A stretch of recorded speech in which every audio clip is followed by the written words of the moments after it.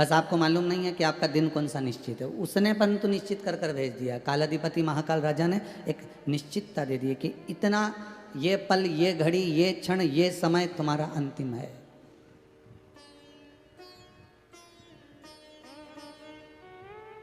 जीवन के भी 7 दिन है, रविवार, सोमवार, मंगल, बुध, गुरु, शुक्र, शनि। रविवार को जन्म हुआ, सोमवार को बड़े हुए, मंगलवार को ब्याह हुआ, बुधवार को बच्चे हुए, गुरुवार को बीमार पड़े, शुक्रवार को हॉस्पिटल गए, शनिवार को सीताराम हो गए। 7 दिन तो यूं ही निकल गए। छोटी सी जिंदगी में हम ऐसे ही जीवन को निकाल रहे हैं।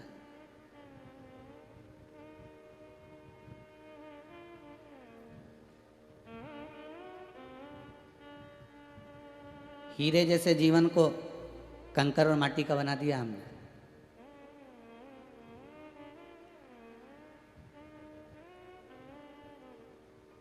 माँ को सबसे ज़्यादा दुख कब होता है? जम के बोलिएगा जरा। जितने लोग आस्था चैनल के माध्यम से कथा सुन रहे हो, टीवी पर या मोबाइल पर सुन रहे हो, माता को सबसे ज़्यादा दुख कब होगा? माता के जीवन में सबसे बड़ा दुख जब होता है कि माँ अपने बेटे को बनाना कुछ चाहती है और बेटा बन कुछ जाता है।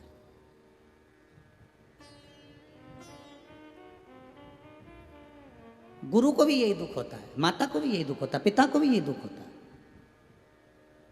गुरु भी चाहता है कि मेरा जो शिष्य है, जिसको मैंने संवारा है, जिसको मैंने बनाया है और जिसको मैं बाल्य अवस्था से इसको संवारने का प्रयास कर रहा हूं। भाई, सारे फूलों की माला नहीं बनती। बनती है क्या? आपने भी अपनी जिंदगी में कभी तो माला बनाई होगी फूल की। बगीचे में जितने फूल सबकी माला बना दोगे? नहीं। और बड़ी मंडी में से फूल खरीद कर लाओगे और माला बनाना है, तुमको 50 माला बनाना है, 100 माला बनाना है, तो क्या सभी फूल की बना लोगे? नहीं। कौन से फूल की माला बनेगी? पहले फूल वाले ने, माली ने, जो खेत में जो जिसके फूल लगे हुए हैं, सबसे पहले वो माली बगीचे में जाता है और फूल देखता है कि कितने फूल लगे हैं और कैसे फूल लगे। तो क्या माली सारे फूल तोड़ लेता है? नहीं। माली वो ही फूल तोड़ता है जो माली को प्रिय लगता है।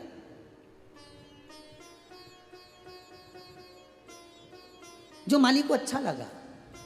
और बड़े बड़े फूल देखकर अच्छे अच्छे, अब ये माला जो ठाकुर जी को चढ़ी हुई है, ये माला जो शिव महापुराण पोथी पर चढ़ी हुई है, इसमें जो फूल लगाए गए बड़े बड़े छाट कर, तो मार्केट में जब वो फूल लेकर आता है तोड़कर, तो ये देखता है कि फूल अच्छे होना चाहिए, बड़े बड़े होना चाहिए, सुंदर होना चाहिए। तो वो फूल वो चुन कर लेकर आया जो अच्छे थे, सुंदर थे, बड़े थे, उनको निकाल कर ले आया।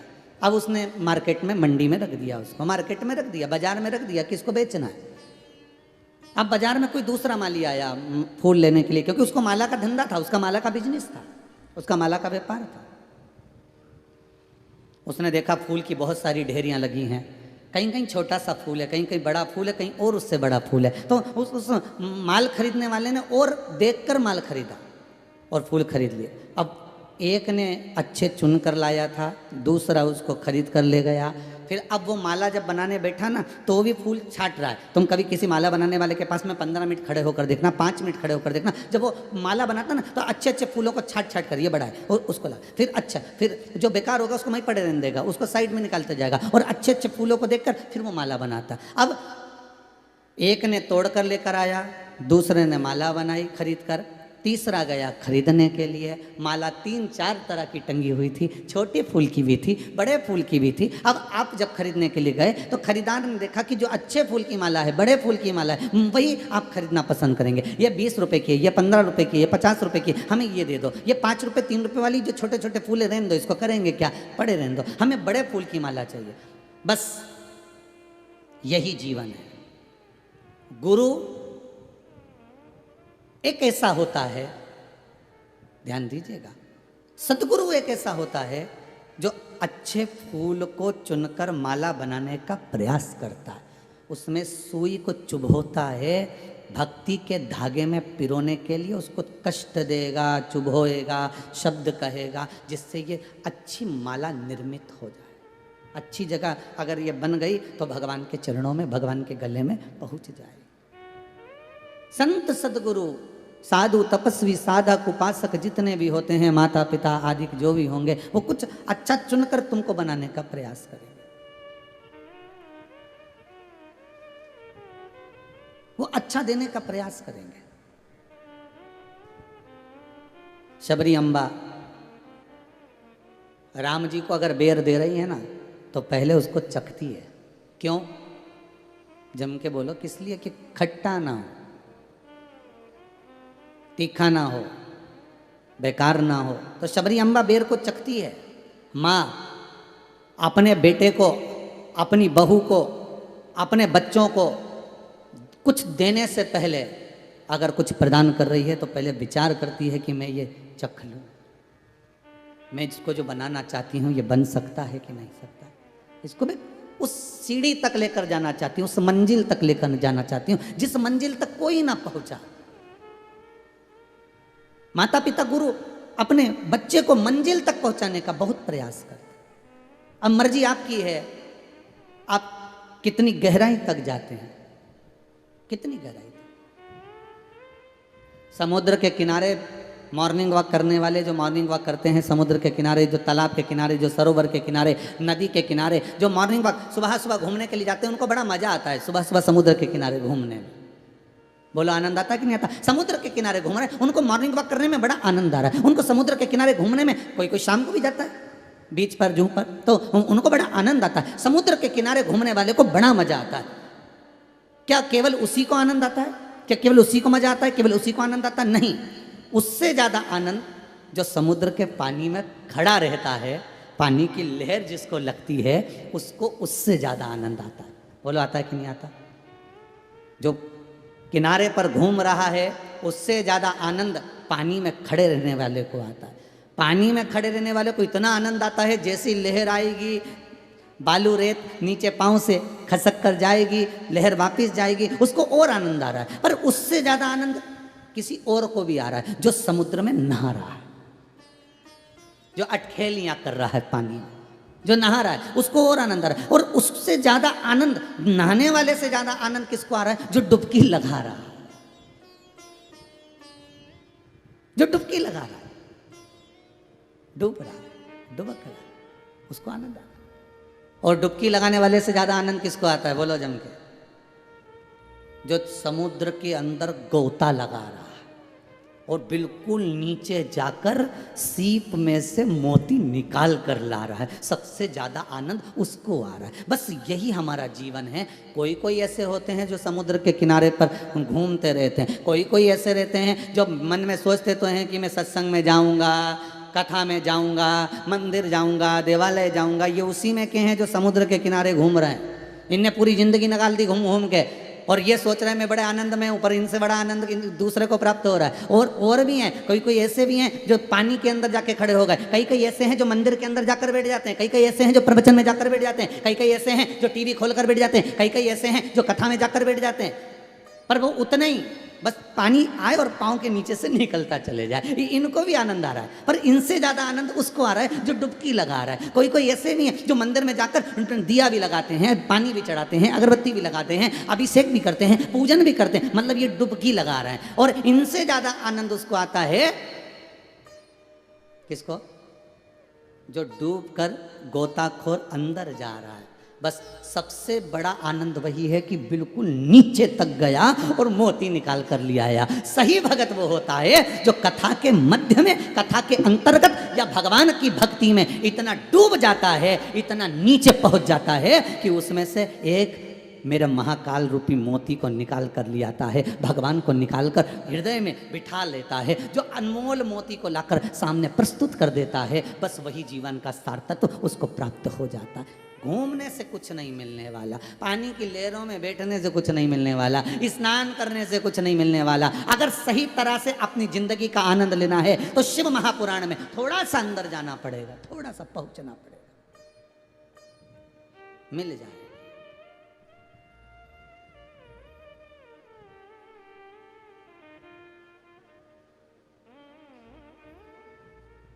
खुश वही है जिसको मोती प्राप्त हो।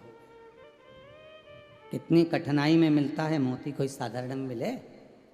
जो समुद्र के किनारे रहते हैं उनको ही नहीं मिलता मोती। वही कई बार मोती पकड़ने जाते हैं, मालूम पड़े मगरमच्छ पकड़ के लिए आते है, फिर पकड़ने गए तो मछली पकड़ के लिया, पर मोती नहीं। बहुत कठिन है मोती ढूंढना, नीचे से जाकर डुबकी लगाकर मोती लाओ तो सही। प्रवचन में तो कोई भी जाके बैठ जाए, कथा में तो कोई भी जाके बैठ जाए, रिमोट हाथ में लेके टीवी का चैनल तो कोई भी बदल ले कि थोड़ी देर में ये कथा सुनूंगी, थोड़ी देर में शिव महापुराण की कथा सुनूंगी, कोई भी बदल ले। ये तो केवल बाहर की प्रतिक्रिया, अंदर की प्रतिक्रिया में जाना। कथा में इतने रम जाना है, ऐसे रम जाना है कि फिर याद बन जाए कि कथा फिर कब होगी, कब मिलेगी, कैसे मिलेगी और कैसे मैं उस मोती के पास में पहुंच सकता हूं। कोई गोताखोर पहले तैरना सीखता है, पहले डुबकना सीखता है, पहले अंदर तक जाना सीखता है और वो किसी गुरु के पास में बैठकर ही गोता लगा सकता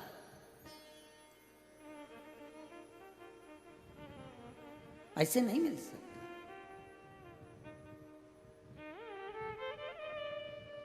जिन खोजा तिन पाया, जो खोजेगा उसको मिल जाएगा। अब आप खोजो ही नहीं और कहो कि मिल जाए।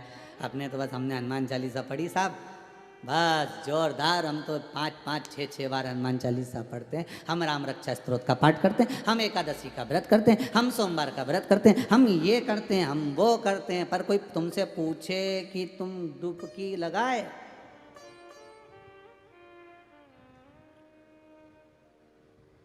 हम तो रोज मॉर्निंग वॉक करने समुद्र के किनारे जाते हैं। अच्छा, कभी गोता लगाया?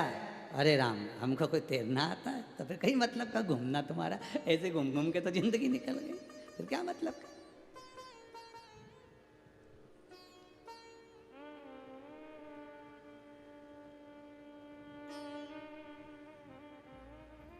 जो डूब गया भगवान की भक्ति के अंदर, इतना डूब गया, इतना डूब गया, उसको भगवत रूपी मोती मिल गया, परमात्मा रूपी मोती प्राप्त हो गया, उसी को मिला। कई लोगों को तो जिंदगी जीना नहीं आती, आज भी चौकीदार हैं कई पैसे वाले। रोज घर से निकलते हो ना, दरवाजे पे जो चौकीदार खड़ा रहता है ना, उसको देख लिया करो और खुद को देख लिया करो। तुम में और चौकीदार में कोई अंतर नहीं है।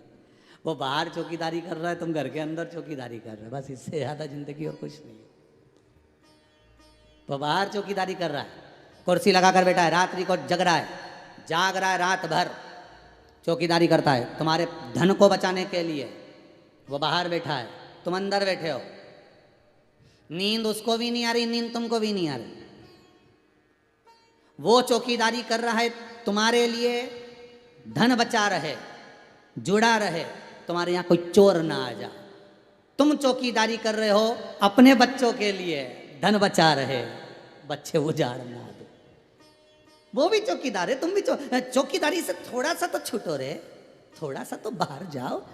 हमारे शंकर ओगड़दानी भगवान विष्णु बैकुंठ छोड़ना नहीं चाहते, और शंकर प्रतिदिन नंदी पर पार्वती को बिठाकर घूमने निकल जाते। लो, प्रतिदिन।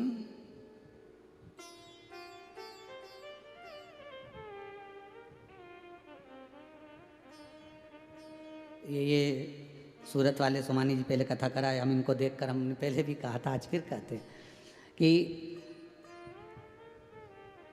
ये दोनों पति पत्नी का कहना रहता है, भैया जी बोलते हैं तो हम वापस आ जाते हैं घूमने के लिए, चल देते हैं। बस यही है, समझ लो ये चौकीदारी नहीं है, इसी को कहते हैं कि चौकीदार नहीं होना।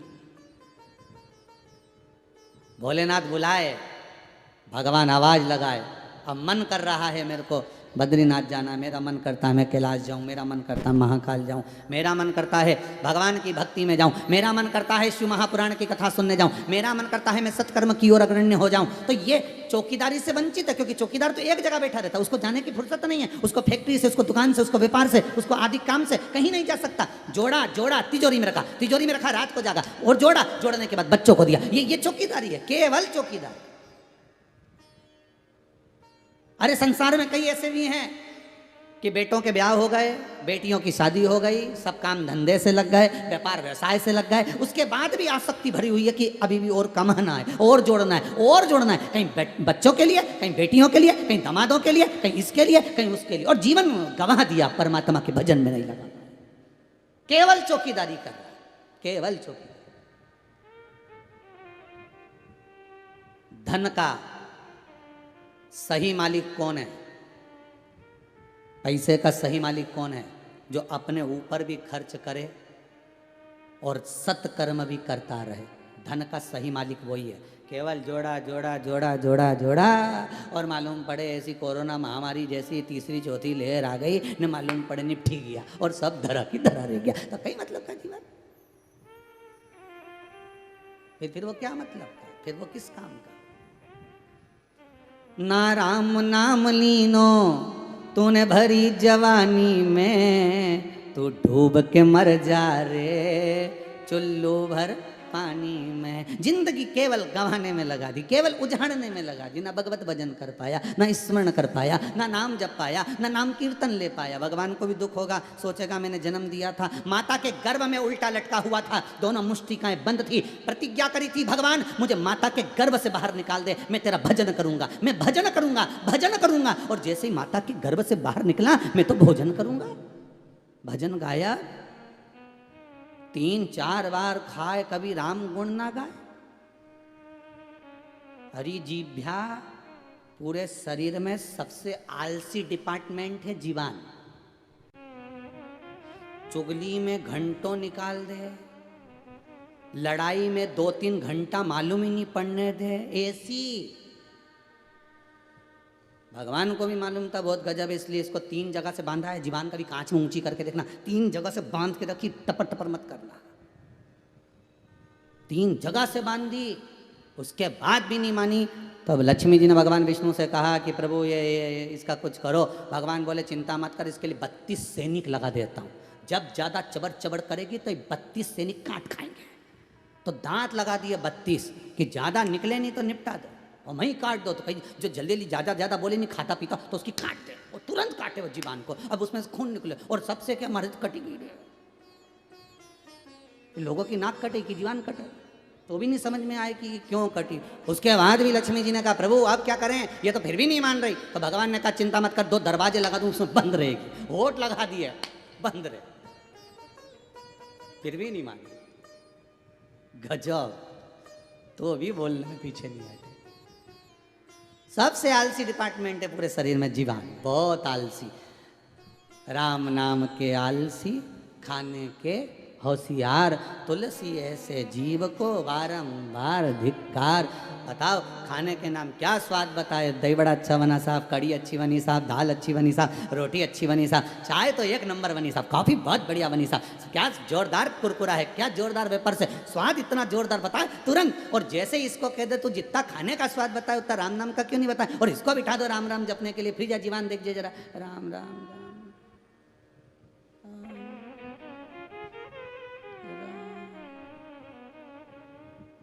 राम फिर राम नाम बोले। कहाँ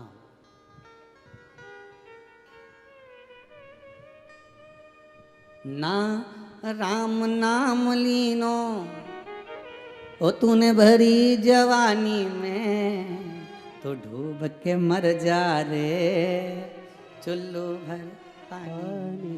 ये जीवान बोल मेरी जीवा हरी हरी, 10-10 भोजन पान करे, राम नाम में मरी मरी। बोल मेरी जीवा हरी। अभी भी नहीं बोले, टीवी के सामने ही बोलो हरी हरी। बोल मेरी जीवा हरी हरी, 10-10 भोजन पान करे, राम नाम में मरी मरी। बोल मेरी जीवा हरी हरी। बड़ी मुश्किल से निकले भगवान का नाम, सब कहीं निकले आलसी।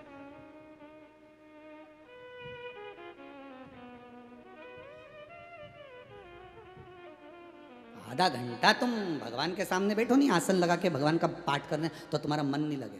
और 2 घंटा ओटले पे चुगली करने बैठे तो ऐसा मन लगे साहब। किसी की बुराई तो चालू करो बस। तुम गाड़ी में सफर करो, अच्छा सफर करो और बोर हो रहे हो तो किसी एक टॉपिक पे किसी की बुराई करना चालू कर दो। कब इंदौर आ जाएगा, कब उज्जैन आ जाएगा, कब भोपाल आ जाएगा, मालूम ही नहीं पड़े साहब, टाइम निकल गया तुरंत।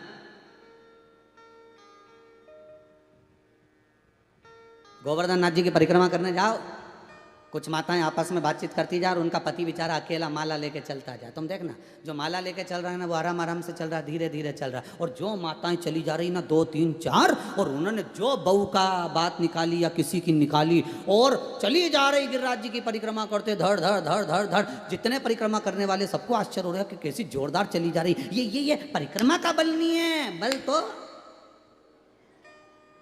निंदा का आ रहा है, चुगली का आ रहा है।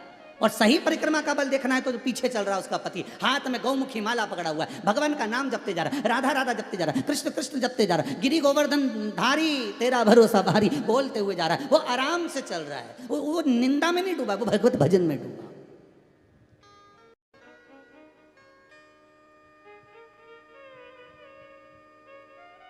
और माताओं को जब थोड़ी बहुत देर बाद याद आ जाए ना पति की, तो फिर अब जल्दी चलो, पति के हाथ में माला। पति बोले तू चल ले, तो आराम से रुका। फिर पीछे पलट के देख ली, थोड़ा पानी पी लिया, क्योंकि अब जीवान भी थोड़ी सूख जाए, चलते भी जाओ और साथ में निंदा, बहुत कठिन काम। इतना भी भगवान ने गुण तत्व थोड़े बहुत लोगों को दिया, बड़ा इतना बड़ा ज्ञान भी होना बहुत आश्चर्य की बात। और फिर जो चालू हुई, कब पूंछरी का लोटा आ गया मालूम नहीं पड़ा। तब याद आया, अब तो पूछ लो कहाँ गया, पीछे नहीं दिख रहा कि गन्ने का रस तो नहीं पी रहा है। अब फिर याद आया,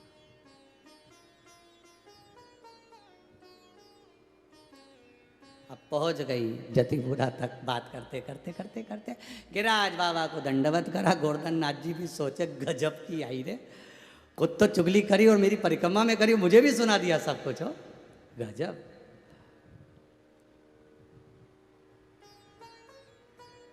और फिर पति पहुंचा और कहा क्यों तुम तो लेट हो गए आने में, हम तो कब के पहुंच गए, आधा घंटा हो गया, पहले ही पहुंच गए, पहले ही। पति बोला बस तुम में और मुझ में अंतर यही है, तुम यहाँ पहले पहुंच गई हो, हम वहां पहले पहुंच गए, तुम में और अंतर बस यही है। हम भक्ति में इतने डूबे हुए हैं, भजन में इतने डूबे हुए हैं, भगवत स्मरण में, हरे राम राम हरे हरे, हरे कृष्ण कृष्ण कृष्ण हरे हरे, हम उसमें डूबे हुए।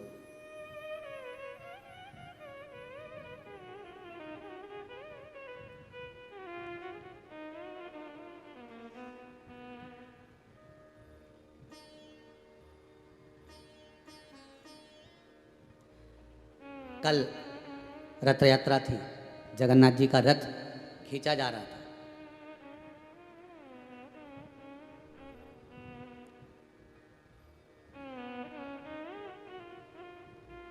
तो कोई बोल रहा था जगन्नाथ भगवान की रथ की रस्सी को भक्त, जगन्नाथ के भगत अपने हाथ में रस्सी को थामे हुए खींच रहे हैं। कल जगन्नाथ जी का रथ यात्रा थी, तो बता रहे थे, न्यूज वगैरह में चल रहा था, भगवान जगन्नाथ का रथ भक्त अपने हाथ में भगवान जगदीश की रस्सी के रथ को पकड़कर हाथ में थाम कर उस रस्सी को खींच रहे हैं।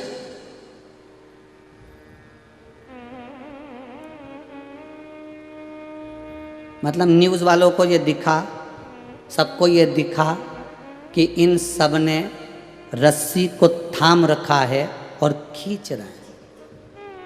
दिखने वालों को केवल इतना दिख रहा था, पर बोलने वाले को यह नहीं दिखा कि तुमने जगन्नाथ जी की रस्सी को थाम रखा है और तुम्हारे हाथ को जगन्नाथ ने थाम रखा है।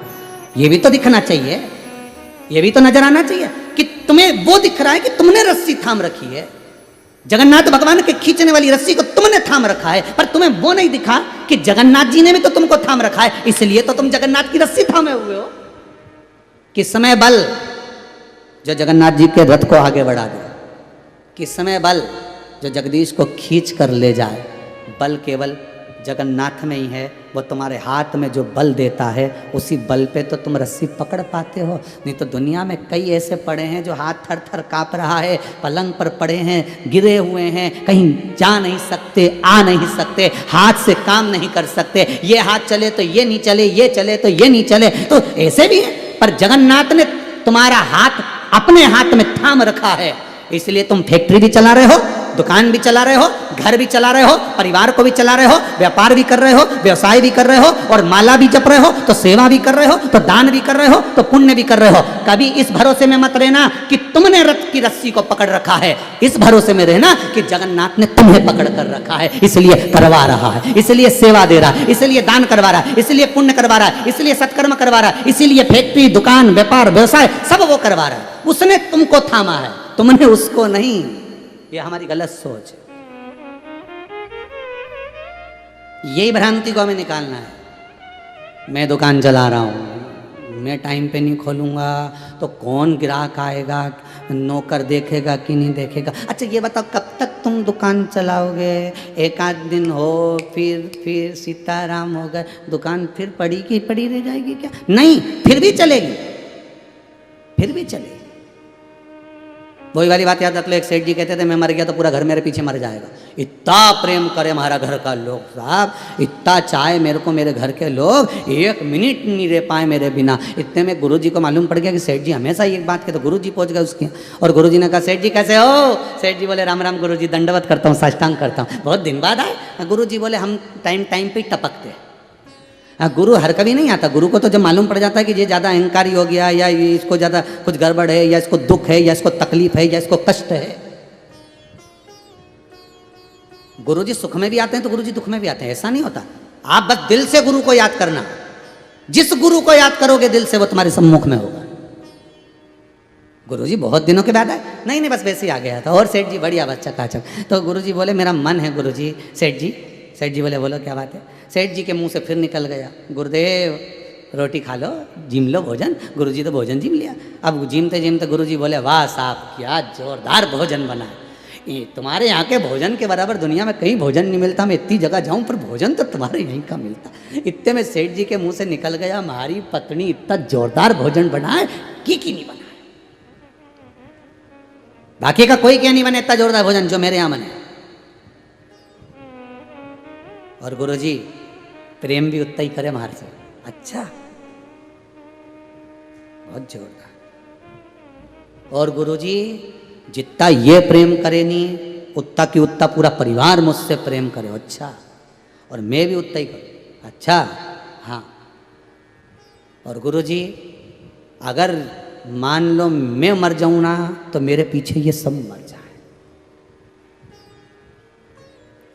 अब सेठ जी ने जो बोला गुरुजी से सहन नहीं हुआ कि मैं मर जाऊं तो मेरे पीछे पूरा परिवार मर जाए।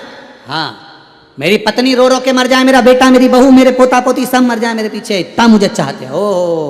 इतने में तो सेठ जी के शब्द सुने तो गुरुजी सुबह से उठ गए, चाय वाय पी के बैठे। और बैठते से बोले गुरुजी बोले सेठ जी एक काम करो ना, ये पानी पीते पीते चाय पीते पीते थोड़ी देर लुढ़क जा। तो सेठ जी बोले ऐसे कैसे लुढ़क जा? नहीं बस तुम तो ऐसे खटिया पे से पलंग पे से नीचे लुढ़क जाना और हम कह देंगे डॉक्टर को बुला के कि सेठ जी मर गए। तुम बस पड़े रहना, हमें देखना है कि तुम्हारे मरने पर तुम्हारी पत्नी तुम्हारे परिवार वाले कितने मर रहे हैं, हमें बस इतना सा देखना। सेठ जी बोले गुरुजी कैसे पागलों जैसी बात कर रहे हो? हम काय को मारे झूठ मूठ का? अरे तो झूठ मूठ का मरने में क्या जाता है? अगर संशय मिट जाए तो उसमें क्या दिक्कत? तुम तो मरो। सेठ जी बोले हम नहीं मरे, जाओ। गुरुजी बोले कैसे नहीं मरे? तुम तो लुढ़को, हमें देखना तुम्हारी पत्नी कितनी रोए कितनी मरे, तुम्हारा बेटा कितना रोए कितना मरे, तुम तो लुढ़को। गुरुजी और अगर मेरी पत्नी और बच्चों को कुछ हो गया तो? गुरुजी बोले मेरी गारंटी, अगर कुछ होगा तो जवाबदारी मेरी है। ठीक है। और सेठ जी चाय पीते पीते ने पलंग से धड़ से नीचे गिर गए। जैसे ही नीचे गिरे और गुरुजी चिल्ला दिए अरे सेठ जी मर गए, अरे सेठ जी चले गए, जल्दी किसी को बुला, वेद को बुलाया, डॉक्टर को बुलाया, डॉक्टर को बुलाया। तो गुरुजी ने उसको 500 का नोट पकड़ाया और 500 का नोट पकड़ा के कहा यहीं बैठे रहना, और कह रहे मर गया। तो कह रहे, और डॉक्टर साहब ने कह दिया ये तो मर गए। मर गए? हाँ। पत्नी धाड़ धाड़ रोने लगी, बेटा रोए, बहू रोए, पोता रोए, पोती रोए, सब रोए। गुरुजी बस भीतर भीतर मुस्कुराते रहे। सेठ जी जोरदार पड़े, सेठ जी पड़े। पत्नी खूब अल्ला अल्ला के रोई, चिल्ला चिल्ला के रोई, खूब दमदारी से रोई, क्योंकि रोने का भी एक कंपटीशन होता है।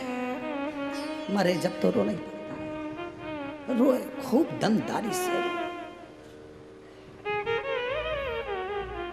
बहुत देर हो गई रोते रोते। गुरुजी ने पूछ लिया सेठानी क्यों रो रही हो? सेठ चले गया, मुझे बताया तक नहीं। गुरुजी बोले अब ये भी कोई बताने वाली बात होती है? मरेगा आदमी तो पहले बताने जाएगा कि मैं 15 मिनट बाद जाने वाला हूं। ये भगवान की बड़ी विचित्र लीला है। 1 सेकंड नहीं देता बताने के लिए, 10 मिनट नहीं देता बोलने के लिए कि जा रही है तैयारी कर ले। हाँ? और जितनी तैयारी तुमने करके रखी है वो 1 मिनट में छुड़वा देता है। 1 मिनट में, 1 सेकंड नहीं रखे साहब, 1 सेकंड। रोज चेक पे साइन करे और एक दिन पढ़ा की पढ़ा चेक बुक रह जाए, यूं ही पढ़ी। रोज धन दौलत संपदा कितना जोड़ा, सब पढ़ा, कौन झेले। सेठानी रो रही, सेठ जी वो चले गए। गुरु जी बोले मत रो सेठानी, मत रो बेटा, एक काम कर, मेरे पास में ऐसी बूटी रखी है, तू खाएगी, तू मर जाएगी, सेठ जिंदा हो जाएगा, ले निकाल के दूं दूं। इतने में सेठानी रोती रोती बोली,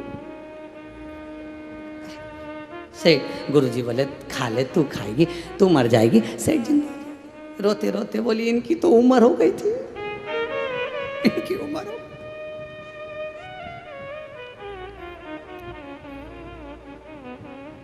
इनकी तो उम्र हो गई थी। बेटा रो रहा था, तू क्यों रो रहा है? पिताजी ये भी नहीं बता के गए किससे कितना लेना था।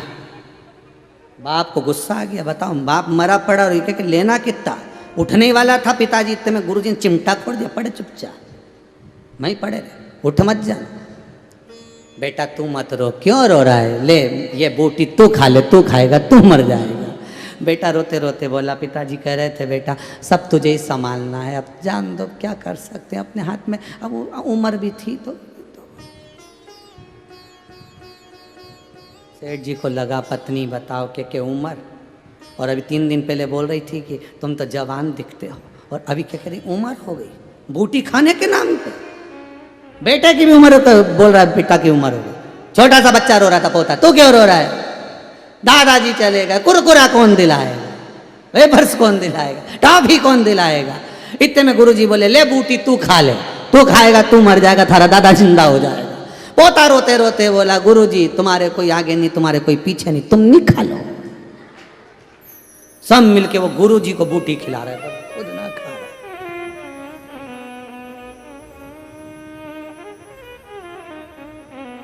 कितने संबंध है हमारे, कितने रिश्ते हैं हमारे, कितने कुटुंब, कितना कबीला है हमारा। कोई नहीं साथ देने वाला। अंतिम समय में तो केवल वो कैलाश अधिपति नंदी को लेकर तुम्हारे सामने खड़ा होगा, अगर तुमने शिव महापुराण की कथा को श्रवण करा है, यदि तुमने शंकर का अनुमोदन करा है, यदि तुमने शिव का स्मरण करा है, अंतिम समय में वही खड़ा मिलने वाला है जिसका तुमने भजन किया है, जिसका तुमने भजन किया। कितना सुंदर लिखा है गर्ग संहिता में, व्यक्ति जो दान करता है, व्यक्ति जो पुण्य करता है, व्यक्ति जो सत्कर्म करता है, व्यक्ति के हाथ से अगर एक अन्न का दाना भी दान हो रहा है, व्यक्ति के हाथ से एक गौ माता को रोटी भी जा रही है, एक अन्न का निवाला, एक चारा का भाग भी जा रहा है, व्यक्ति एक भाग जरा सा अगर कोई बच्ची कन्या आदि के विवाह आदि के पढ़ाई विद्या में भी लगा रहा है, कोई गरीब को भी अगर सत्कर्म की ओर लगा रहा है, गर्ग संहिता कहती है मरते समय पुण्य की फाइल उसके हाथ में रख दी जाती है। जैसे मरने वाले व्यक्ति के हाथ में पिंड रखा जाता है, उसी तरह ऊपर जाते समय जीवात्मा के हाथ में पुण्य की फाइल रखी जाती है कि इसने ये पुण्य करा है, ये सत्कर्म करा।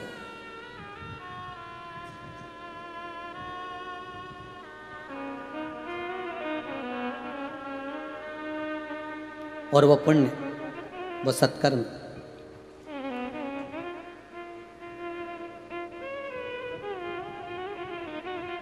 वो पुण्य, वो सत्कर्म जीवन का एक आनंद देने। प्रयास करना, मनुष्य की देह मिले, भगवान अगर जन्म दे, सब कुछ दे, तो चौकीदार बनकर जीवन मत निकालना कि घर में बैठे बैठे बस चौकीदारी कर रहा। हम तो कहीं जा ही नहीं सकते, क्यों? घर में इतना फैलारा पड़ा हुआ है, सामान छोड़कर जाओ, और बहू भी घर में अकेली रहे, बेटा ऑफिस चले जावे, वो ये काम करे, तो घर में किसी को तो रहना ही पड़े, घर में तो किसी को रहना पड़ेगा नहीं पड़े। कई कई माताएं दमदारी से कह देती है, कई कई सास हम कह देती है, वो तो मैं जिंदा हूं इसलिए घर चल रहा है, जिस दिन मैं मर गई आटे दाल का भाव मालूम पड़ जाएगा, वो तो मैं हूं तो चल रहा है। तो एक दिन अम्मा से कह दो निपट जा, देखे चले कि नहीं चले। जिंदा हो तो घी घना, मर गए तो मुट्ठी चला, इससे ज्यादा क्या होगा। तो क्या करना, चौकीदार बनकर नहीं जीना, अपने जीवन को हमें सार्थक बनाना है। मनुष्य की देह मिली है, खूब डट के कमाओ, एक दुकान क्या 10 दुकान लगाओ, 2 हाथ क्या 4 हाथ से कमाओ, 4 हाथ मतलब बेटों को भी जोड़ लो, 4 भी क्या तुम तो 8 हाथ से कमाओ, 8 क्या मतलब बहू पत्नी सबको जोड़ लो, सब मिलके कमाओ। पर निवेदन इतना है, खूब कमाओ, पर निवेदन इतना है, जो कमाया है उसका कम से कम 5%, 2%, 10% अपने ऊपर भी तो खर्च करो रे, अपने ऊपर भी तो लगाओ थोड़ा बहुत। बहू को हार देना है, बेटे को अंगूठी देना है, सास को ये देना है, ससुरा को ये देना है, उसको ये देना है, ननद को ये देना है, अपने लिए क्या करा। भगवान की रीति बड़ी विचित्र है, बहुत विचित्र रीति है। बादाम देता है खाने के लिए, तब दांत निकलवा देता है। क्या निकलवा देता है? जम के बोले जरा। जब बादाम देगा तब दांत निकाल लेगा, जब दांत देगा तब बादाम नहीं देगा।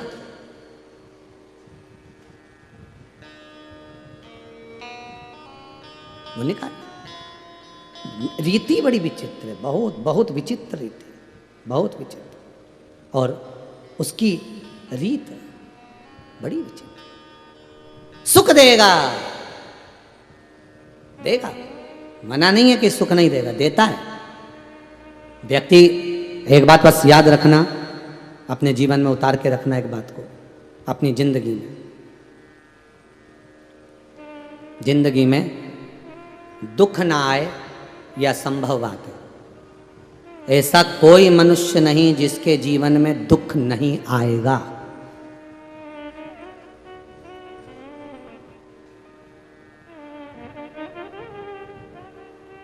ऐसा कोई नहीं जिसकी जिंदगी में दुख ना आएगा, आएगा, असंभव है, आएगा ही। पर एक काम संभव है, दुख आने पर मुस्कुराना तो संभव है ना, प्रसन्न रहना तो संभव है। जब दुख आएगा कोई काम नहीं आएगा। कुछ लोग कहेंगे पाइप तोड़ के जीना यहाँ से निकाल दो, बाथरूम उधर बना दो, कोई पत्रिका देखकर कहेंगे पितर दोष लग गया, कोई कहेंगे वास्तु दोष लग गया, कोई कहेंगे ये दोष लग गया। पर दोष ना पत्रिका का है, ना पितरों का है, ना कालसर्प का है, ना वास्तु का है। दोष एक ही है, हमारे कर्म का है, वो तो हमको निभाना पड़ेगा। जानकी जी ने एक चिड़िया को कैद में रखा तो सीता जी को कैद में रहना पड़ा। राम जी ने छुपकर बाण मारा था उस बाली को, उस बाली ने छुपकर द्वापर में कृष्ण को बाण मारा था चरण में। श्रीमद् भागवत में आता है, भगवान पीपल के वृक्ष के नीचे तो बाण लगा, क्यों लगा, किसने मारा, वो ही बाली। अब आया कर्म का भोग तो भोगना पड़ेगा। फिर वही बात याद आ गई, किसी से मत डरो, कोई से मत डरो। तुम क्यों डरो? तुम तो वेद और पुराण से मत डरो, धर्म और शास्त्रों से मत डरो, अपने माता पिता से मत डरो, घर के बुजुर्गों से मत डरो, तुम किसी से मत डरो, ना मंदिर, ना देवालय, ना गुरु, ना शिष्य, किसी से मत डरो। पर एक से डरना, अपने कर्म से जरूर डरना, क्योंकि कर्म का भोग तो परमात्मा को भी भोगना पड़ता है, भोगना तो पड़ेगा। मत डरिए। दुख हम कह दें कि दुख नहीं आएगा, दुख तो आएगा। कहीं कोई तुमसे कह दे कि मैं तुझे मरने ही नहीं दूंगा, तो मरना तो पड़ेगा। गुलाब जामुन खाओगे तो भी मरोगे, और बेसन चक्की खाओगे तो भी मरोगे रे, बादाम खाओगे तो भी मरोगे, नहीं खाओगे तो भी मरोगे।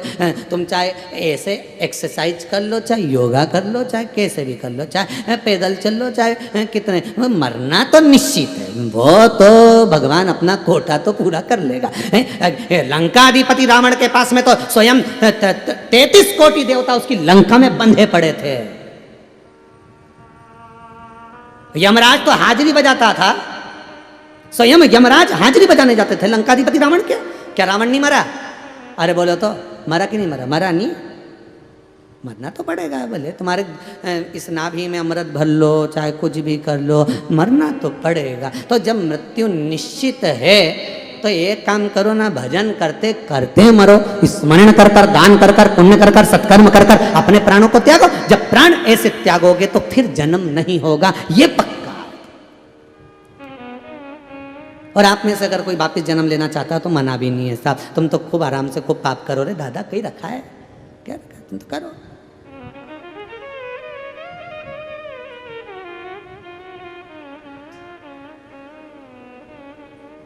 एक कजन, एक रामू काका कैसे,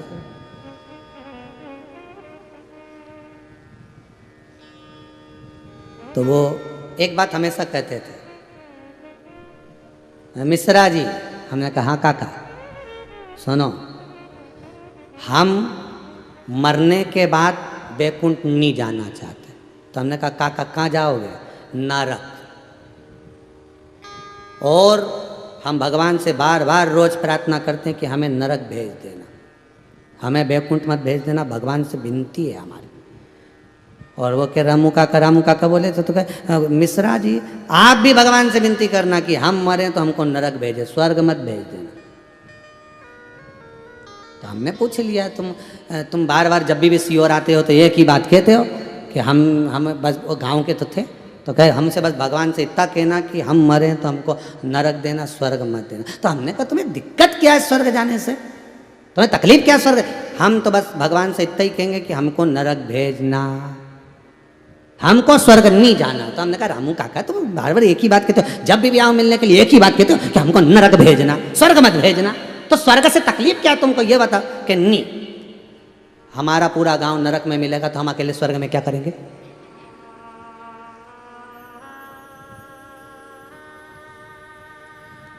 हमने कहा रामू काका तुम्हें पक्का विश्वास है कि तुम्हारे गांव के लोग नरक में मिलेंगे? 2-4 लोग मिल सकते हैं स्वर्ग में, पर उनसे हमारी अच्छी पटती नहीं है, क्योंकि ना तो हमारे पास में छुट्टी लगाने बैठते ना वो हमारे पास में कोई गलत काम, तो उनसे हमारी पटती नहीं है, और पटती नहीं है तो उनके साथ स्वर्ग में रह के करेंगे, इसलिए हमको जाना ही नहीं, हमें तो नरक जाना। जिससे हमारी अच्छी पटे वो सारा गांव का लोग वहीं मिलेगा सब। हमने कहा रामू काका तुम्हारी यही बात तो तुम्हें स्वर्ग पहुंचा देगी, तुम्हारी यही बात तुम्हें स्वर्ग पहुंचा देगी।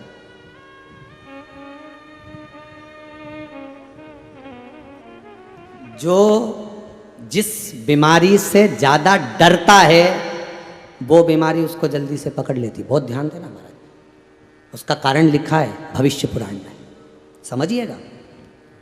जो व्यक्ति जिस बीमारी से डरता है, बार बार मैं मीठा नहीं खाऊंगा, मीठा नहीं खाऊं, डाइटिंग कर रहा हूं, अच्छा ज़्यादा मीठा खाएंगे, डॉक्टर भी कहते हैं आजकल शुगर वगैरह हो जाती है, इसलिए अब मन नहीं करता ज़्यादा खाने का। अब तुमने तुम्हारी बुद्धि में, भविष्य पुराण बुद्धि में बिठा लिया कि शुगर हो जाती है, शुगर हो जाती है, शुगर हो जाती है, शुगर हो जाती है, बार बार दिमाग में आ गया, तो एक दिन जो बीमार पड़ा और चेक कराई तो शुगर ही निकली। पॉजिटिव सोचो। अरे रोज लोग अपने अपने मोबाइल में एक वो डालते, स्टेटस डालते, क्या बोलते हैं, रोज डालते और अच्छा अच्छा डालते।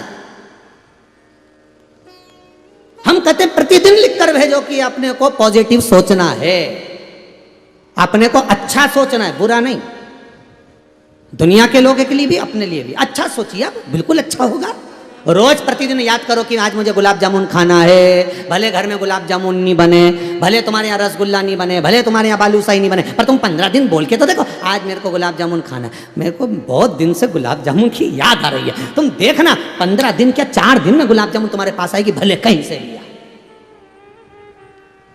भले तुम कहीं पर भी जाकर खाओ, पर वो गुलाब जामुन तुम्हारे सामने आ जाएगी। तुमने विचार करा मुझे ये पकोड़ा खाना है, मुझे ये भजिया खाना है, मुझे ये खाना, तुम्हारे सामने वो चीज होगा। क्योंकि पहले के समय में मोबाइल नहीं चलते थे, पहले के समय में ये दिल चलते थे, मोबाइल नहीं चलते थे, हृदय चलता था। तुम किसी को याद करते थे, वो सामने आकर खड़ा हो जाता था, वो मिल जाता था, उसकी बात आ जाती थी। कोई कह देता था कि वो तुम्हें याद कर रहे थे, वो तुम्हें ऐसा बोल रहे थे, उसकी बात आ जाएगी, या वो सामने आ जाएगा, या उसकी खबर आ जाएगी। क्योंकि उस समय मोबाइल नहीं था, ये दिल था, ये हृदय था, ये चित्त थी, ये वृत्ति थी। बीमारी से भी इस दिल का संबंध बहुत बड़ा है। तुम रोज सोचना कि ऐसा नहीं हो जाए, ऐसा नहीं हो जाए, ऐसा नहीं हो जाए, और वो ही होकर मानता। क्यों सोचो बुरा?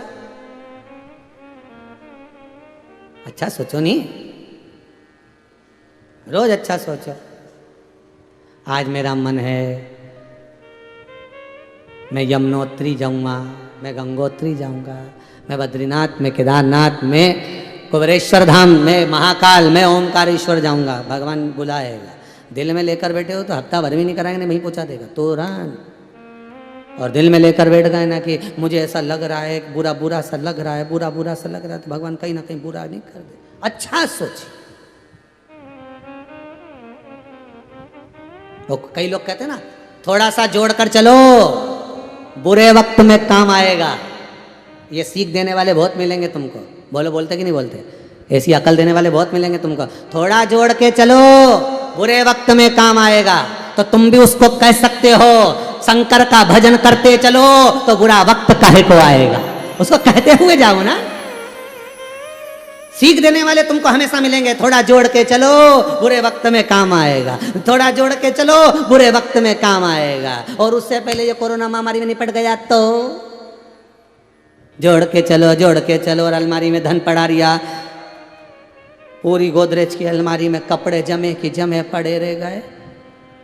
पहले तो लोग मरते थे तो उनको कपड़े भी अच्छे पिना के भेजते थे। कोरोना महामारी में तो ऐसे मरे कि कपड़े भी नहीं पिना पाए, जैसे थे वैसे की, और कपड़े की जगह पन्नी में पैक करके ले गए। लो अब चित्तवृत्ति में बहुत अकल देने वाले मिलेंगे तुमको, बुद्धि देने वाले बहुत मिलेंगे। बहुत ऐसी समझदारी की बात बहुत लोग करते हैं। थोड़ा जोड़ के चलो, बुरे वक्त में काम आएगा। शिव महापुराण की कथा कहती है, भगवान शिव का भजन करते चलो, बुरा वक्त ही नहीं आएगा। सब निकाल देगा। वो कब आया कब गया तुम्हें नहीं मालूम पड़ेगा। अच्छा सोचिए, अच्छा स्मरण करिए, अच्छा भजन करिए, अच्छे लोगों के साथ बैठिए, अच्छे का स्मरण करना चालू कर दीजिए, अच्छा होगा।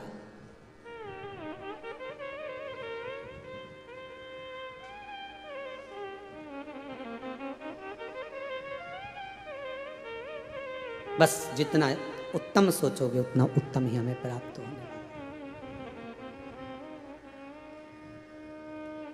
तुम चंदा बनो तो मैं तारे बनो।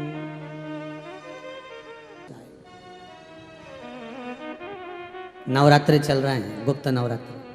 जपो, भजन करो।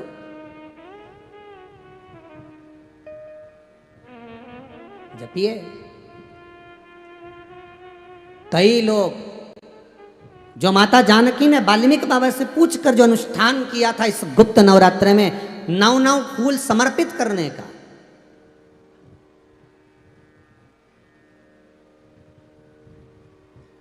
प्रतिदिन बढ़त में 9 दिए फूल बढ़ाते हुए जो समर्पित कर,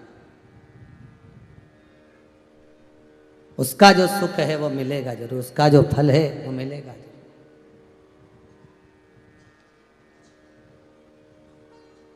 बहुत बहुत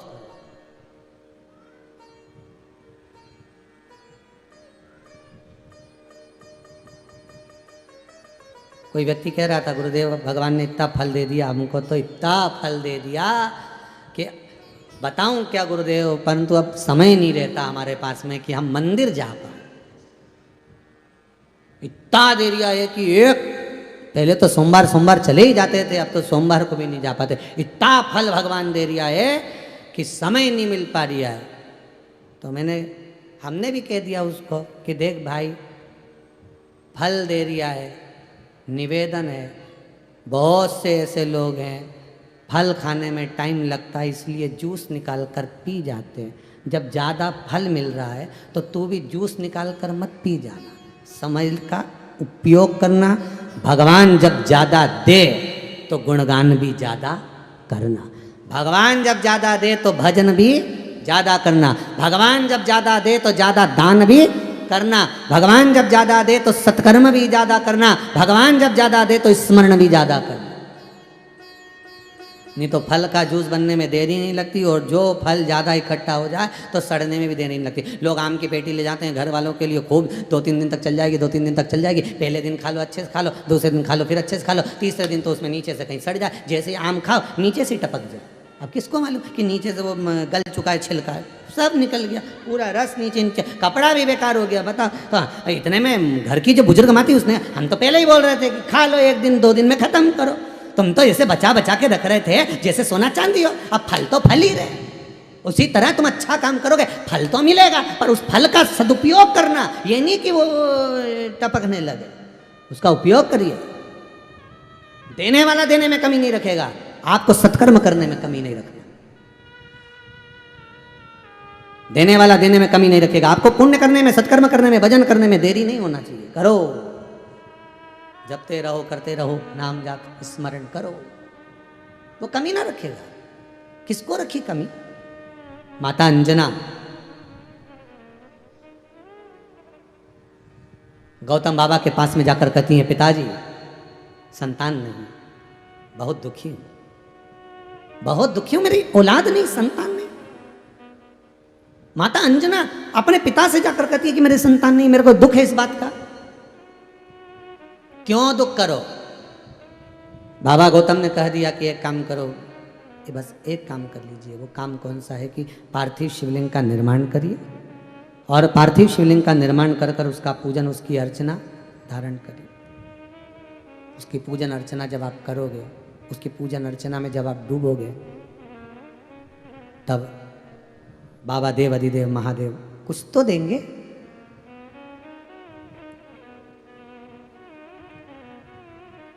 खाली न जाता कोई दर से तुम्हारे। जितने टीवी के सामने बैठे हो, मोबाइल पर सुन रहे हो, सम्मुख में हो, सब बोलिएगा, सब।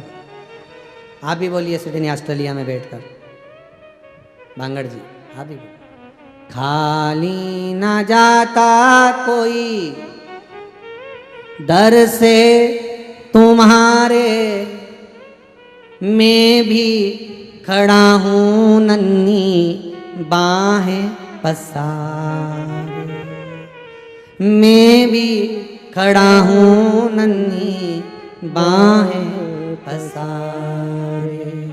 अपने हृदय से लगा लो, लगा लो, गिरा जा रहा हूँ, उठा लो, उठा लो।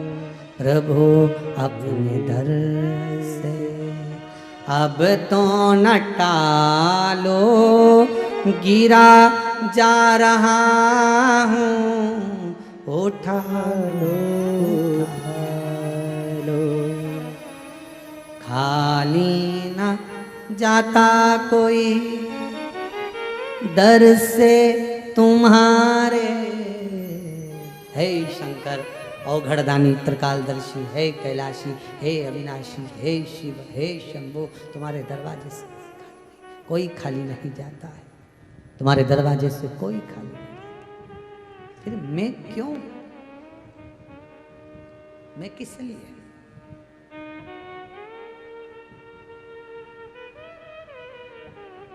झोली ही मेरी तंग है, तेरे यहाँ कमी नहीं। शंभो, हो सकता है कि मुझ में त्रुटियां बहुत हो सकता है मुझ में खोट बहुत हो सकता है, मुझ में खोट हो, त्रुटियां हो सकता है। पर भोलेनाथ, हे शंकर, अगर मुझ में त्रुटियां हैं, माना मुझ में खोट है, त्रुटियां हैं, पर आप भी तो तारणहार हो। अगर नाथ देखोगे अवगुण हमारे, तो भव सागर से कैसे लगेंगे किनारे। अगर भोलेनाथ हमारे अवगुण ही अवगुण देखते रहोगे, कभी कभी प्रयास करना व्यक्ति के जीवन के कुछ गुण भी देखना। केवल अवगुण ही अवगुण देखते जाओगे तो हमें तो अवगुण भरे हुए हैं। मनुष्य के बराबर दुनिया में पापी होगा कौन? और कोई कह दे कि हमने पाप नहीं करा, कोई अगर तुम्हारे सामने आकर कह दे कि मैंने पाप नहीं करा, तो उसका फोटो खींच के हमको भी भेज देंगे। एक बार तो भेजना, हम भी देखें कि जो कह रहा है कि मैंने जिंदगी में कभी पाप नहीं करा। तुमने नहीं करा तो क्या हुआ? 4 स्थान पर हर व्यक्ति से पाप होते हैं। श्री ऋषभ देव जी महाराज की कथा में श्रीमद् भागवत में लिखा है। ऋषभ देव जी महाराज अपने पुत्र को ज्ञान देते समय बता 4 स्थान पर हर व्यक्ति से पाप होता है। पहला, झाड़ू लगाते समय छोटे छोटे जीव मर जाते हैं, उसका पाप माथे चढ़ जाता है।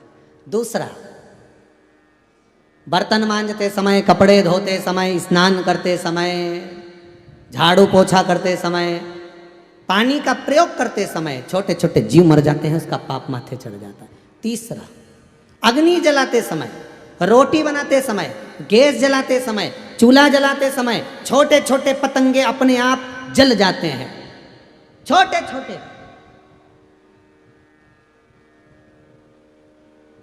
उसका पाप माथे चढ़ जाता है। चौथा, घर से हम निकल कर कहीं जाते हैं, अपने पाँव के नीचे, चप्पल के नीचे, जूते के नीचे छोटे छोटे जीव, वो हमें दिखते नहीं, मर जाते हैं, उसका पाप माथे चढ़ जाता है। 4 स्थान पर हर व्यक्ति के पाप की गठरिया बंधी रहती है। प्रत्येक व्यक्ति के माथे पर 4 स्थान का पाप बंधा हुआ है।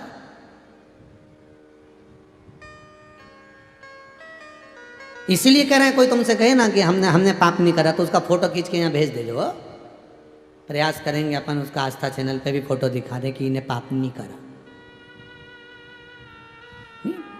जब इतना सारा फोटो हम दिखा रहे हैं तो उनका भी दिखा देंगे, उसमें कौन सी बड़ी बात है, फोटो ही तो दिखाना। अगर जिसने पाप नहीं करा, और नहीं तो शिव महापुराण की कथा, भागवत पुराण में श्री ऋषभ देव जी महाराज अपने पुत्र भरत को ज्ञान देते समय कहते हैं कि पाप कर्म में मनुष्य लिप्त रहता है। पैदा हुआ तब से लेकर मरा तब तक पाप कर्म में लिप्त रहता है। भजन करता है, मना नहीं, दान करता है, मना नहीं, पुण्य करता है, मना नहीं, सत्कर्म करता है, मना नहीं, सब कुछ करता है, पर पाप उसका पीछा नहीं छोड़ता। किसी को गलत दृष्टि से देख लिया, पाप हो गया। किसी के गलत शब्द सुन लिया, पाप हो गया। कहीं गलत जगह से निकल कर चले गए, पाप हो गया। कुछ गलत दान दे दिया, पाप हो गया। कुछ गलत मुख से निकल गया, पाप हो गया। और तो और झाड़ू लगाते समय जीव मर गए, उसका पाप कहाँ जाएगा? नहाते समय छोटे छोटे जीव आ जाते हैं शरीर के अंदर, उसका पाप कहाँ जाएगा? अग्नि जलाते समय, भोजन बनाते समय पाप कर्म हो गया, उसका पाप कहाँ जाएगा? पतंगे जले। कहीं चल के पैदल जा रहे हो, कभी तो पैदल चले होगे, कभी तो जिंदगी में कहीं गाड़ी लेकर पैदल भी जा रहे हो, गाड़ी से भी जा रहे हो, तो भी तो उस चक्के के नीचे, उस पाँव के नीचे कुछ तो हुआ। कोई पतंगा, कोई जीव कभी तो गया, तो पाप तो हुआ।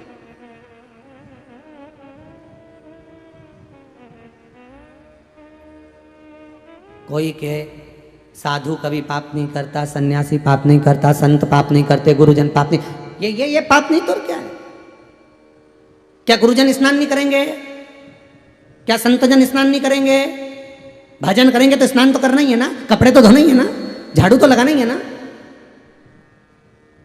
पाप कर्म तो सबके माथे पर, ये यहाँ भरा हुआ है सब कुछ। ये पोटली तुम्हारे साथ जाएगी, पाप और पुण्य की, सिर पे रख के, जैसे लोग तीर्थ करने जाएं वैसे बस वो पुण्य की पोटली और पाप की पोटली बड़ी रहेगी, बस जाना अपने को। और तो ये जितनी अलमारी में कपड़े ये तो सब छूट जाएंगे, वो पोटली साथ में बन के अटैची जाएगी।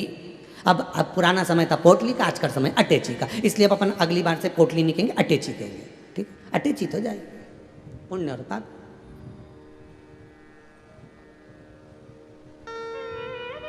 तो कोई कह दे तुमसे कि ये बहुत पहुंचे हुए महाराज साहब, इतने पहुंचे हुए महाराज कि इन्हें जिंदगी में कभी कोई पाप ही नहीं करा, तो इनका फोटो जरूर देखेंगे अपन, इन्हें पाप नहीं करा।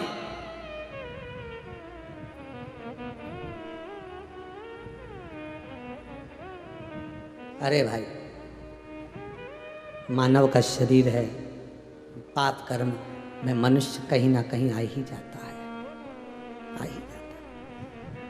इसलिए बार बार आपको शिव पुराण में कहते हैं, बारंबार कहते हैं, विश्वास शंकर पर करना, विश्वास किसी व्यक्ति और विशेष पर नहीं। शिव महापुराण में जितने उपाय बताए जाते हैं, ये मत कहना कि मिश्रा जी ने बताए, पंडित प्रदीप मिश्रा ने बताए, सीहोर वाले ने बताए हैं व्यासपीठ से जो शास्त्र में है वो। उपाय करना शिव पर विश्वास कर कर, प्रदीप मिश्रा पर विश्वास कर कर नहीं। विश्वास शंकर पर करो। जो दुनिया को नहीं डिगने देता वो तुम्हें भी नहीं डिगने देगा, जो दुनिया को नहीं हारने देता वो तुम्हें भी नहीं हारने देगा। विश्वास प्रदीप मिश्रा पर क्या? ये तो जितनी देर कथा में बैठे उसके नीचे उतरते। कई लोग हमसे फोन कर, कई लोग कहते हैं हमें गुरुजी से मिलना है। हम क्या काय को मिलना है? कई बार आशीष कहता है गुरुजी थोड़ी देर तो मिल लिया करो सबसे, काय को मिलना है? किस बात के लिए मिलना है? मिलने का काम क्या है? शिव जी की कथा में जो उपाय बताए गए हैं वो सबके सामने प्रस्तुत है। रोग के लिए जो उपाय बताए गए वो सबके सामने प्रस्तुत है। दुख और तकलीफ के लिए बताए गए वो सबके सामने प्रस्तुत है। फिर मिलना क्यों? क्या करेगा महाराज मिलके? कुछ नहीं। बोलोगे तो यही बोल सकते हैं कि शंकर पे विश्वास, विश्वास उस शिव पर रखो और उससे मिलने का प्रयास करो, हमसे नहीं। हमसे मिलकर क्या है? उससे मिलो। तो उससे मिलने के लिए तेरी कसम एक मुलाकात जरूर। बस वो कब मिलेगा? कब मिलेगा? वो इंतजार पूरा होना चाहिए। कैसे मिलेगा उसकी प्रतीक्षा होना चाहिए।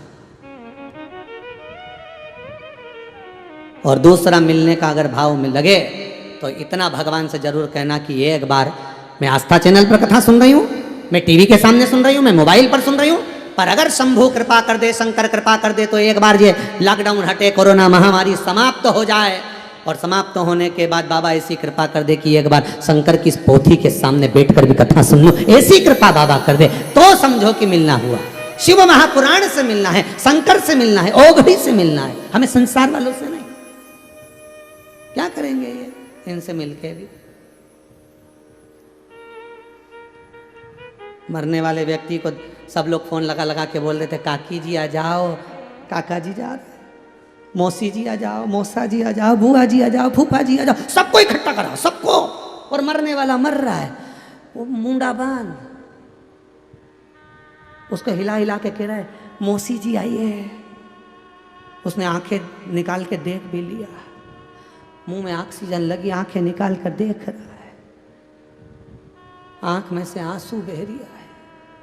रिश्तेदार कह रहे तुम्हें पहचान किया, तुम्हें पहचान किया। उससे पूछो जो मर रहा है, मन में सोच रहा इन्हीं को तो देख देख के मर रहा, इसलिए रो रहा। भगवान को देख लेता तो आज रोना नहीं पड़ता। सारे रिश्तेदार खटिया के आसपास पलंग के पास में खड़े हैं, मरने वाला प्राण छोड़ रहा है। सब कह रहे काका जी, पिताजी, माताजी, फूफा जी, नाना जी, सब अपना अपना संबोधन कह रहा है। पर उससे पूछो जो मर रहा है, और ये कह रहा है कि सब पास में खड़े हैं, वो महादेव कहाँ गया है, उसको देखना है मुझे, जो नंदी पर आया था, नंदी के सम्मुख में था, उसको मुझे निहारना है। ये इनको क्या देखो, इनको देखते देखते तो जिंदगी निकल गई। ये तो जितने खड़े आजू बाजू में सब चोटे हैं।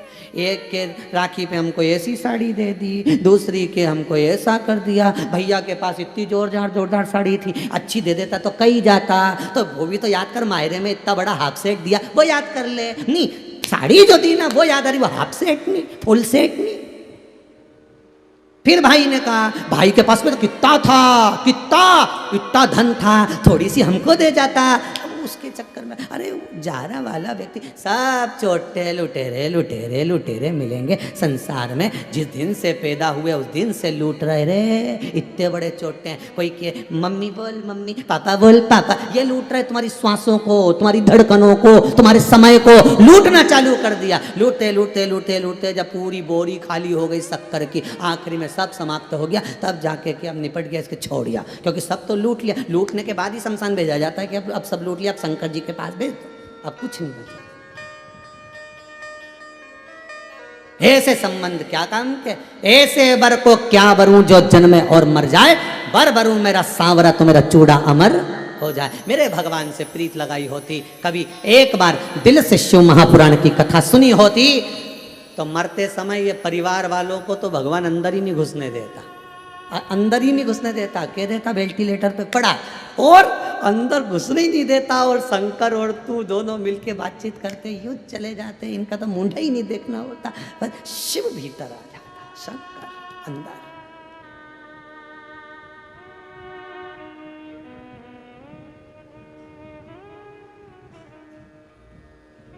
एक बार पार्वती जी ने शंकर जी से पूछा, लिंग पुराण, अगर आपको पढ़ना हो तो लिंग पुराण में ही संवाद मिलेगा। पार्वती जी ने शंकर जी से पूछा, भोलेनाथ, शिव जी बोले बोलो, यमराज जब किसी को लेके आता है तो गुस्से में लेकर आता है। भगवान विष्णु हुए, भगवान कृष्ण हुए, भगवान राम हुए, आप हुए, जब कोई भक्त मरता है तो भगवान मुस्कुरा के लेके क्यों आता है? दोनों में कितना अंतर है बताइए? लिंग पुराण में वर्णन, यमराज बंदी बनाकर लाता है तो गुस्से में लाता है, यमदूत लेकर आते हैं तो क्रोध में लाते हैं, और भगवान जब किसी को लेकर आता है तो मुस्कुरा कर लाता है, स्माइल देते हुए। क्यों? शिव जी कहते हैं, पार्वती बड़ा भारी प्रश्न किया है तुमने, बहुत भारी प्रश्न है, बहुत भारी। क्या? शंकर कहते हैं क्रोध करने वाले से परिवार दूर हो जाता है, स्नेह करने वाले से, मुस्कुराने वाले के तो दुश्मन भी दोस्त बन जाते हैं। दुश्मन, एक बेटा एक बाप दोनों फैक्ट्री जाते हैं, एक बेटा और एक बाप दोनों दुकान पर जाते हैं, एक बेटा और एक बाप, या भाई भाई, या पति पत्नी, या बहन भाई, कई लोग दुकान पर जाते हैं, फैक्ट्री जाते हैं। एक व्यक्ति ऐसा रहता है जिससे नौकर उसको देखकर प्रसन्न हो जाते हैं, सर आ गए, सर आ गए, बिल्कुल, और समय पे सर आ गए, सब सर आ गए, और इतने प्रसन्न होंगे, सर सर सर कर कर, सेठ जी के कर पुकारेंगे। और एक बेटा आ गया, पत्नी आ गई, भाई आ गया, या बहन आ गई, रोज वही दुकान पर, उसको देखकर नौकर का मुंह उतर जाए, समझ लेना कि तुम्हारे वाणी में या तुम्हारे हृदय में उसके प्रति स्नेह नहीं है, तुम्हारा स्नेह नहीं है, इसलिए सामने वाले का स्नेह तुम्हें नहीं मिल पा रहा। और एक व्यक्ति के प्रति उसका स्नेह, सर आए, बेटा आया, या तो पिता पर उसका स्नेह नहीं होगा, या बेटे पर नहीं होगा, या पत्नी पर नहीं होगा, या पति पर नहीं होगा, किसी एक पर नहीं होगा, एक पर बहुत होगा, उस पर तो वो कह दे, सेठ जी जा बेटा ऐसा करिए, हाँ अब भी गया सर, अभी आया, जा बेटा ऐसा करिए, हाँ, और मालूम पड़े कहीं पत्नी के, कहीं भाई के, कहीं बहन के, कहीं पुत्र के, ऐसा करिए, तो वो जाएगा तो सर, पर मन अपसेट से जाएगा, करेगा काम तो करेगा पर मन अपसेट रहेगा, मन अच्छा नहीं रहेगा। क्या लुटाया उस पिता ने, क्या लुटाया उस व्यक्ति ने उस नौकर पर? धन नहीं, पैसा नहीं, संपदा नहीं, उसने अपना दिल लुटाया, मुस्कुराहट लुटाई है। और मुस्कुराहट अगर दी है तो उसको मुस्कुराहट आज मिल रही है। वो मुस्कुराहट के बल पर अपना व्यापार कर रहा है, वो मुस्कुराहट के बल पर अपना फैक्ट्री, अपनी दुकान, अपनी धंधा चला रहा है, मुस्कुराहट दे रहा है, प्रसन्नता दे रहा है, वो दिया जा रहा है, जो दोगे वो मिलेगा। शिव जी कहते हैं, पार्वती प्रसन्नता इस बात की रहती है कि जीव मेरे पास में आ रहा, मेरे साथ जा रहा, तो मुझे स्माइल देना, मुझे प्रसन्न होना चाहिए, परमात्मा मेरे साथ में, जीव मेरे साथ। अंजना माता कहती हैं, मेरे गर्भ में संतान नहीं, उपाय बताओ। पिताजी ने कहा, पार्थिव शिवलिंग का निर्माण करो, और पार्थिव शिवलिंग का निर्माण कर कर उसकी पूजन अर्चना करो, तुम्हारा गर्भ अवश्य ठहरेगा। ठीक है, निवेदन करा, पार्थिव शिवलिंग का निर्माण करती, निर्माण करने के बाद उसका पूजन करती, पूजन करने के बाद उसका विसर्जन करती। अंजना माता यही क्रम चालू कर दी। भगवान शिव को सूचना मिल गई कि अंजना रोज पूजन करती है। पार्वती जी को भेजा, जाकर पता करो अंजना को क्या चाहिए। शिव महापुराण की कथा में लिखा है, अंजना माता के पास में पार्वती जी जाकर बैठी, एक ब्राह्मणी का रूप रख कर गई, ब्राह्मण का स्वरूप धारण कर गई, और ब्राह्मणी का रूप जाकर पूछा, क्या चाहिए अंजना तुमको? अंजना कहती हैं, मैंने व्रत जो धारण करा है उसका एक कारण है, मेरे गर्भ से संतान नहीं, तो मुझे पुत्र चाहिए, पुत्र चाहिए। हाँ, तो पार्वती जी ने पूछा, कैसा पुत्र, कैसा पुत्र चाहिए? अंजना माता कहती हैं, जिसका मैं पूजन कर रही हूँ इसके जैसा ही चाहिए। पार्वती मैया तुरंत शिव जी के पास गई, ओघरदानी भगवान शंभु के पास, शंकर के पास जाकर प्रार्थना करने लगी, निवेदन करने लगी। भोलेनाथ जी ने पूछा, पार्वती आ गई? आओ, आ गई हो आप? हाँ।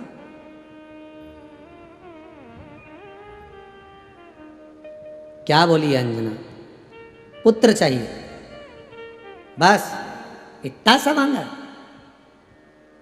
पार्वती जी बोली, जो मांगा है ना, अभी सुनोगे ना तो आपको भी पता चलेगा, पुत्र चाहिए।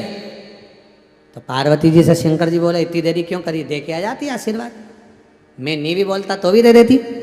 पार्वती जी बोली, दे तो देती, पर मांग रही है जिसकी आराधना कर रही वैसा ही पुत्र चाहिए। किसकी आराधना कर रही? शंकर की। शंकर जैसा ही चाहिए। पुत्र कैसा होना चाहिए और कैसा दिया जाए। अगर तुम्हें पुत्र चाहिए तो कैसा चाहिए, कैसा तुमको दें हम? सुचिस्मिता कहती है पुत्र किसी के जैसा नहीं चाहिए, तुम ही पुत्र में चाहिए। जैसा क्या ढूंढोगे? आप खुद मेरे पुत्र बनिए। शंकर भगवान का एक नाम हो गया गृहपति। सुचिस्मिता नारी के गर्भ से शंकर एक बालक के रूप में जन्म लिए, जिसका नाम था गृहपति। भगवान का एक अवतार भी है, गृहपति अवतार। शंकर भगवान का एक अवतार। तो अंजना माता ने तो मांगा कि मुझे जिसकी मैं आराधना कर रही हूं इसके जैसा पुत्र चाहिए, इसके जैसा चाहिए। पार्वती जी ने शंकर जी से कह दिया आपके जैसा चाहिए। शंकर भगवान बोले अब तो कोई व्यवस्था करना पड़ेगी। पवन देव के द्वारा अपने तेज पुंज को भगवान शंकर ने भेज दिया। अंजना माता के गर्भ में जाकर भगवान शंकर के तेज पुंज को रखा गया। और समय आने के बाद सुंदर आनंदमय चित्र पूर्णिमा के सुंदर आनंद में श्री हनुमान जी महाराज का प्रागट्य हो गया। पवन तनय संकट हरन मंगल मूर्ति राम लखन सीता सहित हृदय बसौ सुरभू। सुख समाहित हो गए। श्री हनुमान जी महाराज प्रकट हो गए।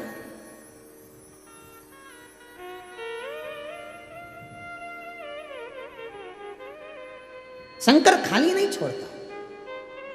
आप जो मांगोगे शंकर के दरवाजे से मिलेगा जरूर। थोड़ी सी देर हो सकती है, बस इतना इंतजार करना कि आखिर एक बार पशुपति व्रत करा उसमें काम नहीं हुआ, दूसरी बार पशुपति व्रत करा उसमें काम नहीं हुआ, तीसरी बार पशुपति व्रत करा उसमें काम नहीं हुआ, तो समझ लेना कि अपने पाप कर्म बहुत ज़्यादा हैं, भगवान उसको काटने में लगा है। कोई भी काम को सेटल करने में तुम किसी के यहाँ जाओ, साहब नौकरी दे दो, साहब सर्विस में लगा लो, साहब हमको आपकी जॉब दे दीजिए। अगर नौकरी में भी कोई लगाएगा तो पहले सीट तो खाली होना चाहिए, या फिर एडजस्टमेंट करेगा कि भैया ये कंप्यूटर चलाने वाला एक व्यक्ति है तो इसकी जगह 2 रख लो, अपने का काम तो बढ़ी रही है तो 2 रख लेगा, या फिर और 3 रख लो, 4 रख लो। तो वो चौकीदार अगर एक है तो और 2-3 रख लो, तो दिन का अलग रखो, रात का अलग रखो, 8 घंटे का अलग रखो, 4 घंटे का अलग रखो, तो वो अपने हिसाब से करेगा, एडजस्ट उसको करना। उसी तरह कर्म का बहुत लंबा खाता है, उस कर्म के खाते को काटने में थोड़ा समय तो परमात्मा को भी लगता है, थोड़ा समय लगेगा, थोड़ा समय। एक नौकर के लिए सेठ जी पूरे फिदा हो जाएं, पूरे फिदा हो जाएं नौकर के पीछे, इसको ये भी दे दो, मैं मोबाइल दिला दूंगा तेरे को, मैं ये कर दूंगा, नौकर को सब कुछ सुख दो। तो घर में जो बेटा होगा, पत्नी होगी, बच्चे होंगे, बहुएं होंगी, सब कहेंगे बताओ पिताजी ने इसको सिर पे चढ़ा के रखा। इसके लिए तो पिताजी बस तुरंत कुछ भी नहीं सुनते और दे देते। गजब है, इसने ना जाने कौन सा जादू करके रखा। जादू वादू नहीं है, कोई जादू नहीं।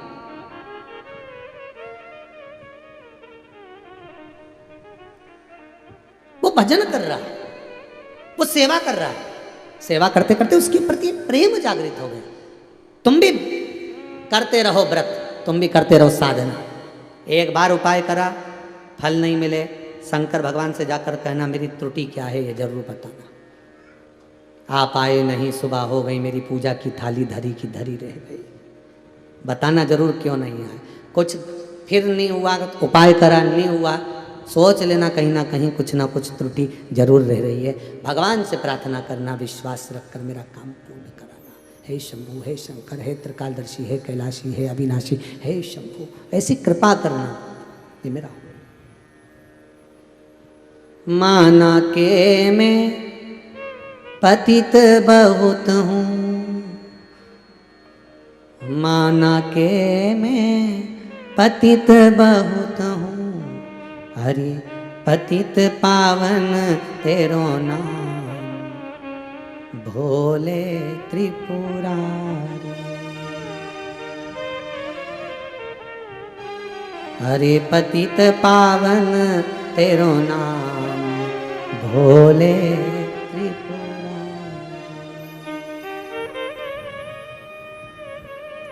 माना मैं पतित हूं, पर तेरा नाम भी तो पतित पावन है।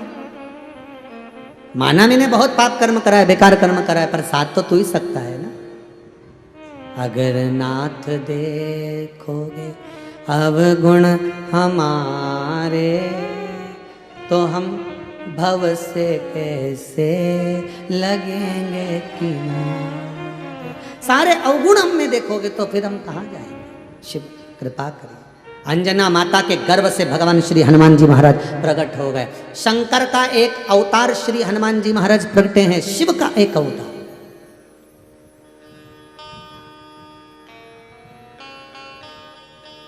क्यों, किस लिए वो हनुमान जी का अवतार?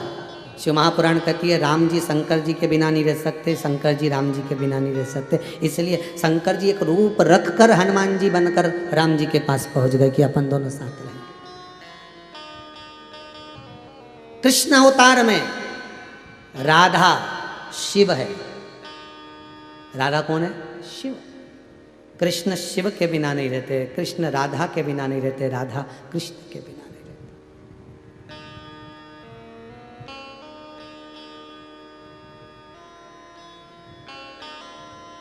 कभी गीता प्रेस गोरखपुर का शिव अंग पढ़िएगा।